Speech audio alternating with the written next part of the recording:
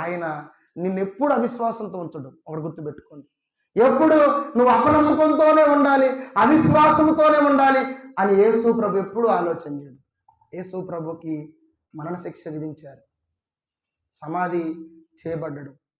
ఆయనకి 39 కొరడా దెబ్బలు, ముళ్ళ కిరీటము, కాళ్ళకి చేతులకి మేకులు కొట్టబడాడు. యేసు ప్రభుని సమాధిలో ఉంచిన తర్వాత ఆయన ఏదైతే శిష్యులకు చెప్పాడో, నేను ఖచ్చితంగా 3వ దినాన్ని తిరిగి లేస్తాను, నేను మీతో ఉంటాను, మిమ్మల్ని కలుసుకుంటాను అన్నప్పుడు ఒకరోజు యేసు ప్రభు తిరిగి లేచిన తర్వాత, ఈస్టర్ పండుగ రోజు మనం చేసుకుంటాం. ఈస్టర్ అంటే యేసు ప్రభు తిరిగి లేచిన రోజు. ఆ తిరిగి లేచిన రోజు యేసు ప్రభు శిష్యులు కనపడతా ఉండడు. ఆయన 40 దినాలు వారికి అగుపడతా ఉండడు. ఆ 40 దినాలలో ఒకానొక రోజు శిష్యులు కనపడితే, ఆ శిష్యుల్లో తోమ, మన భారతదేశానికి వచ్చిన యేసు ప్రభు శిష్యుల్లో ఒక శిష్యుడు తోమ. ఈ తోమా గారు లేడు.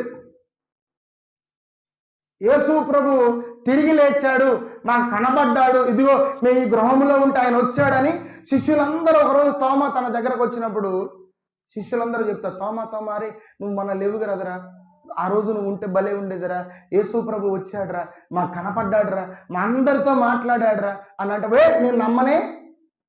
ఎందుకు నమ్మను తెలుసా? ఆయన ఇంకా తిరిగి లేవలేదు, ఆయన సమాధిలోనే ఉన్నాడని అవిశ్వాసంతో ఉంటుండు. ఆయన నా కళ్ళ ముందే సెలవు వేశారు కదా, నా కళ్ళ ముందే మరణించాడు కదా, నా కళ్ళ ముందే సమాధిలో పెట్టినాం కదా మనం, ఆయన తిరిగి లేవడం ఏంటి, మీతో మాట్లాడడం ఏంటి, మీకు ఏమైనా పిచ్చెక్కిందా అని వాళ్ళందరినీ గదమాయిస్తుంటారు. లేదురా, మా దగ్గరకు వచ్చాడు, మేమందరం చూసాం, నువ్వు లేవు ఆ రోజు అన్నప్పుడు.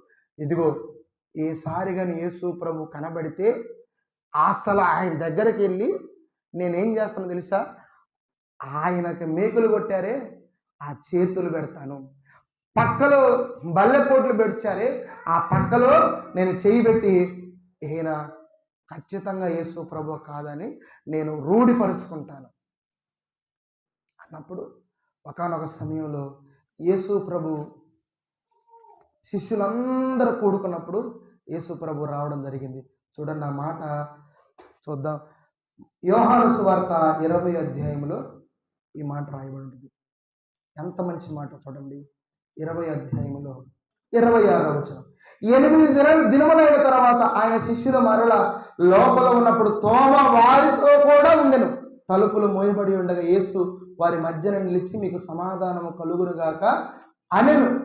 తరువాత తోమాను చూచి, నీ వ్రేలు ఇటు చాచి నా చేతులు చూడుము, నీ చెయ్యి చాచి నా ప్రక్కలో ఉంచి, ఆ రాయబడిన మాట ఏంటంటే, అవిశ్వాసివి కాక విశ్వాసివై ఉండము. హల్లెలూయా. ఈరోజు యేసు ప్రభు మనతో చెబుతున్న మాట ఏంటి తెలుసా? ఆ రోజు తోమాతో, తోమా అయ్యా నేను చనిపోయాను, నన్ను పాతిపెట్టారు, నేను సమాధిని తిరిగి లేచాను, నేను మృత్యుంజయుడి లేచి తిరిగి లేచి అందరు కనపడ్డాను, కానీ నువ్వు మాత్రం నమ్మట్లేదంట కదా. మీరు మీలో ఉన్న అవిశ్వాసాన్ని బయటికి చెప్పాల్సిన అవసరం లేదు. అక్కడ గుర్తుపెట్టుకోండి, మీరు నాకు చెప్పాల్సిన అవసరం లేదు, నేను మీకు చెప్పాల్సిన అవసరం లేదు. మీరు విశ్వాసులు అవిశ్వాసులు, పరమందున్న దేవుడికి సమస్తము తెలుసు.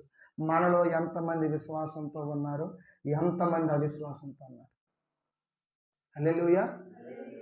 మనము ఎంతమంది నమ్ముతున్నామో అపనమ్మకంగా ఉన్న ఆయనకు తెలుసు. తోమా గురించి ఎవరు ఆయనకు చెప్పలేదు. కానీ ఇలాగే అందరు ఉన్నప్పుడు వాళ్ళ మధ్యలో తోమా ఉండు వచ్చి అంటుండు, తోమా నేను లేచానంటే నమ్మలేదు కదయ్యా, తిరిగి లేచానంటే నువ్వు విశ్వసించలేదు కదా, ఇదిగో దగ్గర పిలిచి, ఇదిగో నా చేతులు చూడు, ఏదో చెప్పావు కదా, ఏమన్నావు, ఈ చేతుల గుర్తుల్లో నీ వేళ్ళుంచి నా పక్కలో బల్లెపోట్లు పడిచారు కదా, ఈ బల్లెపోట్ల గుర్తుల్లో కూడా నీ చేతులు ఉంచాలనుకున్నావు కదా, రా ఇవన్నీ చూడు, ఈ చేతుల్లో చేతులు పెట్టు, ఈ పక్కలో నీ చేయించి పెట్టి అవిశ్వాసిగా ఉండ మాకు తోమ. హల్లెలూయా. ప్రభు ఆలోచన ఏంటో తెలుసా? నువ్వు అవిశ్వాసిగా ఉండకూడదు, విశ్వాసంతో నువ్వు జీవించాలని ఆయన ఇష్టపడుతున్న దేవుడు. ఎవరైనా సరేనండి, నన్ను అనుకోండి, నన్ను పోలీసులు కొట్టారనుకోండి, నన్ను పోలీసులు కొట్టారు, నన్ను జైల్లో వేశారు. ఎవరైనా వచ్చి అరే నిన్ను ఎక్కడ కొట్టారో చూపిమంటే అది నాకు అవమానమా? ఇక్కడ కొట్టారని నేను చూపిస్తానా? చూపించం. ఇష్టపడ్డు. ఎందుకంటే అవి అవమానం, అవి మనకి నచ్చనివి. అరే నేను పోలీసులు కొట్టారంట కదా, విపరీతంగా దెబ్బలు చూపించారంటే మనం చూపించాం. ఎందుకంటే ఒక మారు నన్ను కొట్టారనే బాధతో నేను బాధపడుతుంటే వీడెవడు వచ్చి నన్ను దెబ్బలు చూపించమంటాడు, కానీ యేసు ప్రభు ఆలోచన ఏంటో తెలుసా? నన్ను 39 కొరడా దెబ్బలు కొట్టినా మరలా వాటిని నేను చూపించి, మరలా వాటిని నీకు చూపిస్తాను నా దగ్గర, వాటిని చూడయ్యా. ఎవరైనా సరేనండి, ఒక వ్యక్తి ఇంకొక వ్యక్తి చెంప మీద కొడితే ఈ చెంప మీద 4 అచ్చులు పడ్డాయంటే చెయ్యి దాచుకొని ఇంటికి వెళ్ళిపోతారు, ఎవరికి చూపించకుండా. అవునా కదా? చూపిస్తారా? చూపించరా? చూపించడానికి ఇష్టపడ్డారు. ఎందుకంటే అవి అవమానముతో నిన్ను అవమానపరిచి కొట్టిన దెబ్బలు నువ్వు దాచుకొని ఇంట్లోకి వెళ్ళి మూలను కూర్చొని ఏడ్చి అవన్నీ దగ్గిన తర్వాత బయటికి రావడానికి ఇష్టపడతావు. కానీ యేసుప్రభు ఆలోచన ఏంటో తెలుసా? తోమ అవిశ్వాసంతో ఉన్నాడు, నేనేం చేయాలా?